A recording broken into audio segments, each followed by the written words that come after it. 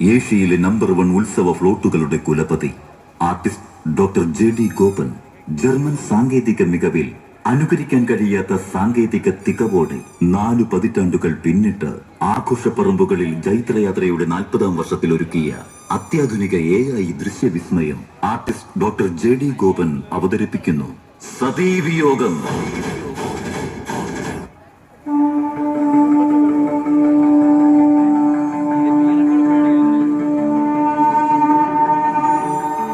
ദക്ഷ പ്രജാപതി ഒരിക്കലൊരു യാഗം നടത്തുവാൻ തീരുമാനിച്ചു.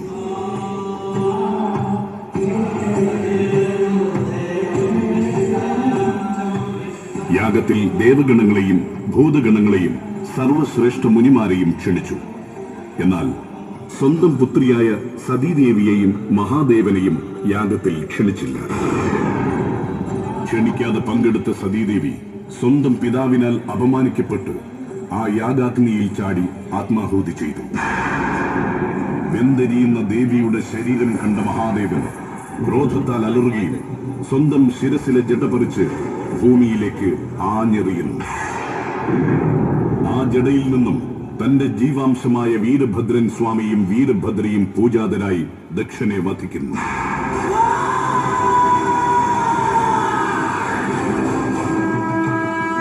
വെന്തെരിഞ്ഞ ദേവിയുടെ ശരീരം മഹാദേവൻ ഇരുകൈകളാൽ കോരിയെടുത്ത് രുദ്രതാണ്ഡവമാണ്.